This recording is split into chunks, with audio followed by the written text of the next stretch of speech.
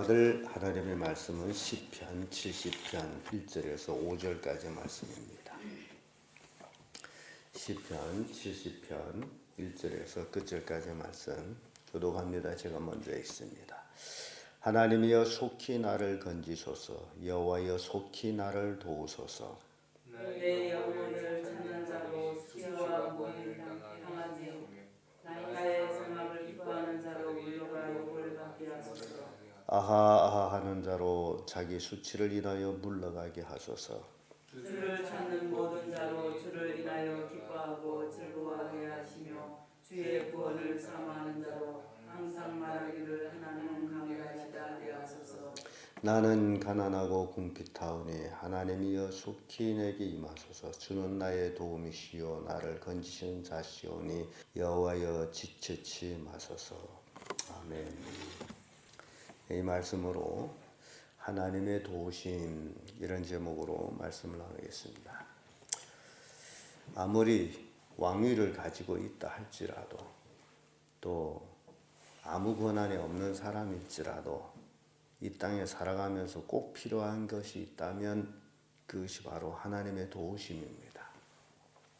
왕에게도 하나님의 도우심이 필요하고 또 비천한 자에게도 하나님의 도우심이 필요하다. 왕이 올라갔대서 그 인생이 모든 것이 끝난 것이 아니고 오히려 왕위에 있게 되면 더 대적들도 많고 어려움도 당할 수 있기 때문에 더욱 하나님의 도우심이 필요하다는 겁니다. 다윗이 보게 되면 그 다윗의 인생사는 어떤 의미에서는 고난의 인생사. 물론 그 왕이지만은 그러나 그는 고난 속에서 이제 오로지 하나님만 바라보는, 그래서 하나님의 도우심을 요청하는 그런 모습을 우리가 보게 됩니다. 그래서 하나님의 도우심은 인간으로서 살아가다 보면 대적들도 있고 원수들도 있고 왕으로 있을 때는 더 많은 원수들이 있겠는데 이 다윗이 하나님의 도우심을 간구하는 모습을 보면 그 첫째가 원수가 물러가게 하는 그런 도우심을 구하는 모습을 봅니다. 1절에서 3절까지의 말씀인데 1절에 이런 말씀이 있죠. 하나님이여 속히 나를 건지소서. 여호와여 속히 나를 도우소서. 내 영혼을 찾는 자로 수치와 무한을 당케 하시며 나의 상함을 기뻐하는 자로 물러가 욕을 받게 하소서. 아하 하는 자로 자기 수치를 인하여 물러가게 하소서. 다윗이 하나님 앞에 이 정도로 간구하는 모습 볼 때에 그 주변에 얼마나 많은 대적들이 다윗을 공격했겠는가라는 것을 알 수 있습니다. 높은 자리에 있을수록 그 권력 투쟁이라는 게 굉장히 심합니다. 심지어 다윗의 아들 압살롬까지도 반역을 해서 아버지와의 권력 투쟁을 하는 그런 판이 바로 정치판입니다. 그래서 정치에는 아버지와 아들도 없는 그런 판갈의 싸움이라는 것을 보여주고 있습니다. 그러므로 하나님의 도우심을 구하지 아니하고서는 한 발짝도 내디딜 수 없는 것이 다윗이 자기의 인생사라고 생각하고 있기 때문에 하나님의 도움을 청하고 있습니다. 우리의 신앙도 마찬가지예요. 비록 우리는 정치판에 안에 있다 할지라도 그러나 역시 또 소소한 그런 이해타산의 또 대적들 있습니다.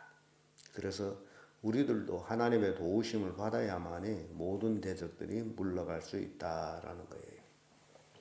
시편 6편 10절의 말씀 보면 내 모든 원수가 부끄러움을 당하고 심히 떨미어 홀련히 부끄러워서 물러가리로다.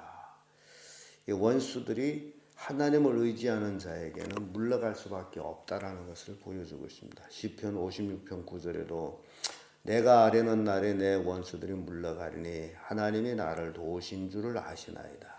하나님이 도우시게 되면 원수들은 감당할 수가 없기 때문에 물러갈 수밖에 없다라는 것을 보여줘요.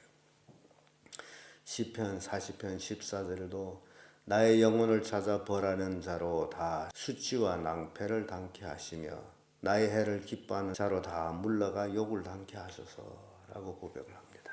그래서 하나님의 도우심이 있어야만이 원수들은 물러갈 수밖에 없다. 두 번째로 하나님 도우심은 주를 찾는 자에게 기쁨을 주심이에요. 4절의 말씀 보게 되면 주를 찾는 모든 자로 주를 인하여 기뻐하고 즐거워하게 하시며 주의 구원을 사모하는 자로 항상 말하기를 하나님은 광대하시다 하게 하소서. 하나님을 찾는 자는 그 어떤 역경 속에 있다 할지라도 최종은 기쁨을 얻게 되는 겁니다. 그래서 이 신앙이라는 것이 축복이 되는 게 바로 여기에 있습니다.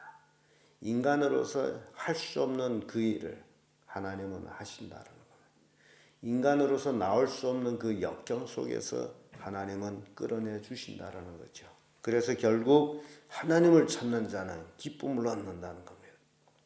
시편 97편 12절에 의인이여 너희는 여호와로 인하여 기뻐하며 그 거룩한 기념을 감사할지니라. 하나님을 인하여 기뻐하는 삶. 시편 40편 16절에도 무릇 주를 찾는 자는 다 주로 즐거워하고 기뻐하게 하시며 주의 구원을 사랑하는 자는 항상 말하기를 여호와는 광대하시다 하게 하소서. 주를 찾는 자가 주의 광대하심을 결국 경험하고 찬양하게 되는 것을 말합니다. 그래서 하나님의 도우심, 주의 백성들에게는 기쁨을 주시는 분이시다. 그래서 우리가 신앙생활하면서도 마찬가지예요. 우리에게 참된 하나님의 기쁨이 있어야 되는 겁니다. 그 기쁨을 하나님이 주신다는 거죠. 끝으로 하나님의 도우심은 가난하고 궁핍한 자에게 의지가 됩니다. 하나님은 군왕에게만 의지되는 것이 아니고 가난하고 궁핍하고 없고 약한 자에게도 의지가 된다는 거죠. 5절의 말씀 보면 나는 가난하고 궁핍하오니 하나님이여 속히 내게 임하소서. 주는 나의 도우심이요 나를 건지시는 자시오니 여호와여 지체치 마소서. 다윗은 자기는 가난하다라고 고백합니다. 또 신약 성경 보면 심령이 가난한 자는 복이 있나니 이렇게 말씀합니다. 그래서 하나님 찾기에 가난한 자, 물질 찾기에 부유한 자가 아니고 하나님 찾기에 가난한 자, 하나님께서 그를 도와서 의지가 되도록 하고 있음을 보여주고 있습니다. 시편 18편 18절에 저희가 나의 재앙의 날에 내게 이르렀으나 여호와께서 나의 의지가 되셨나이다. 인간은 가끔 재앙을 당합니다만 그럴 때에 의지할 수 있는 분이 바로 하나님이신데 다윗은 하나님이 자신의 의지가 됐다라고 고백합니다. 시편 21편 7절에도 왕이 여호와를 의지하오니 지극히 높으신 자의 인자함으로 요동치 아니하리로다. 왕의 입장에서도 자신을 의지하는 것이 아니라 하나님을 의지함으로 요동치 않는다. 시편 56편 3절에도 내가 두려워하는 날에는 주를 의지하리이다. 하나님을 의지하는 것. 이 땅에 살아가면서 두려울 때마다 하나님을 의지하는 것. 그때마다 하나님이 도우셔서 강건하게 해주심을 다윗은 경험하고 있습니다. 그래서 우리가 신앙생활하면서 가장 중요한 것은 매일매일 순간순간 하나님의 도우심을 내가 어떻게 깨닫고 느끼고 감사하느냐라는 것이 중요해요. 내 지혜로 사는 것이 아니고 내 능력으로 사는 것이 아니고 내 힘으로 사는 것이 아니고 오로지 하나님의 도우심으로 산다라는 것을 깨달을 때에 진정한 신앙인의 삶을 살게 된다라는 사실을 보여주고 있습니다. 그래서 오늘은 시편 70편 1절에서 5절의 말씀을 통해 가지고 하나님의 도우심을 우리가 살펴봤습니다. 기도하겠습니다.